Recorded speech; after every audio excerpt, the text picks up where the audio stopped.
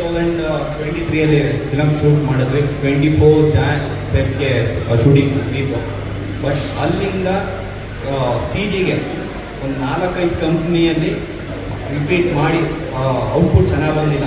ಅವರೆಲ್ಲೂ compromise ಆಗದೆ ಒಂದು 4-5 ಕಂಪ್ನಿಗಳಲ್ಲಿ ಮತ್ತೆ ಮಾಡಿಸಿ ಔಟ್ಪುಟ್ ಬೆಸ್ಟ್ ಬರೋ ತನಕ ಅವ್ರು ಬಿಟ್ಟಿಲ್ಲ. ತುಂಬ ಥ್ಯಾಂಕ್ಸ್ ಸರ್.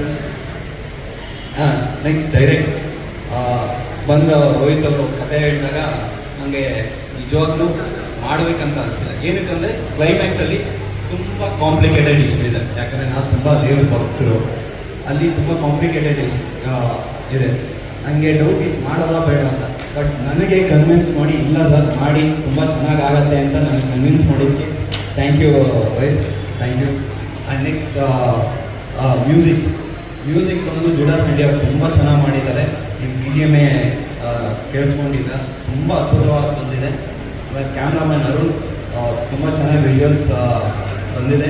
ಆಮೇಲೆ ಎಡಿಟರ್ಗೂ ಡೈರೆಕ್ಟರ್ಗೂ ಥ್ಯಾಂಕ್ಸ್ ಹೇಳೋಕ್ಕೆ. ಏನಕ್ಕಂದರೆ ಒಂದು 10-15 ವರ್ಷನ್ ಮಾಡಿದ್ವಿ.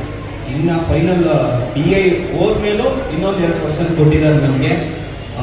ಸೊ ಅವ್ರ ಪೇಷನ್ಸ್ಗೆ ತುಂಬ ಥ್ಯಾಂಕ್ ಯು. ಆ್ಯಂಡ್ ಡೈರೆಕ್ಷನ್ ಡಿಪಾರ್ಟ್ಮೆಂಟ್ಗೆ ಎಲ್ಲರಿಗೂ ಥ್ಯಾಂಕ್ ಯು. ಮಾಧ್ಯಮ ಮಿತ್ರರಿಗೆ ನನ್ನ ಫಸ್ಟ್ ಫಿಲಮ್ನಲ್ಲಿ ತುಂಬ ಸಪೋರ್ಟ್ ಮಾಡಿದ್ವಿ ತಾರಕಾಸುರದಲ್ಲಿ. ಹಾಗೆ ಈ ಫಿಲಮ್ಗೂ ನಿಮ್ಮ ಸಪೋರ್ಟ್ ಇರಬೇಕು ಅಂತ ಹೇಳ್ಕೊಳ್ತಾ ಇದ್ದೀನಿ.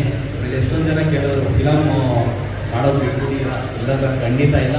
ಒಳ್ಳೆ ಕಂಟೆಂಟು, ಒಳ್ಳೆ ಸ್ಟೋರಿ ಇದೆ, ಖಂಡಿತ ಮಾಡ್ತೀನಿ.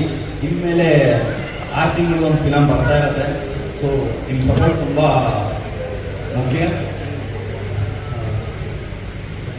ಆಮೇಲೆ ನನ್ನ ಕೋಸ್ಟಾರ್ಸ್ ಎಲ್ಲ ಕೋಸ್ಟಾರ್ಗಳಿಗೂ ತುಂಬ ಥ್ಯಾಂಕ್ ಯು. ಆಮೇಲೆ ಮೊನ್ನೆ ಹೈದರಾಬಾದಲ್ಲಿ ಈವೆಂಟ್ ಮಾಡಿದೆ, ತುಂಬ ಒಳ್ಳೆಯ ರೆಸ್ಪಾನ್ಸ್ ಸಿಕ್ಕಿದೆ. ಸೊ ಅಲ್ಲಿಗಿಂತ ಇಲ್ಲಿ ನಮಗೆ ಡಬಲ್ ರೆಸ್ಪಾನ್ಸ್ ಸಿಗುತ್ತೆ ಅಂತ ಅಂದ್ಕೊಳ್ತಾ ಇದ್ದೀನಿ. ಸೊ ಎಲ್ಲರೂ ಕನ್ನಡ ಫಿಲಮ್ನ ನೋಡಿ ಸಪೋರ್ಟ್ ಮಾಡಿ ಬೆಳೆಸಿ. ನಾವು ಒಳ್ಳೆ ಪ್ರಯತ್ನ ಪಟ್ಟಿದ್ದೀವಿ.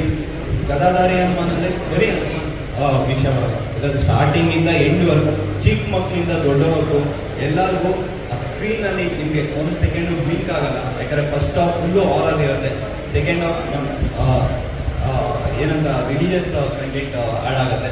ಸೊ ಎಲ್ಲರಿಗೂ ರೀಚ್ ಆಗೋ ಕಂಟೆಂಟ್ ಇದು. ಸೊ ದಯವಿಟ್ಟು ಎಲ್ಲರೂ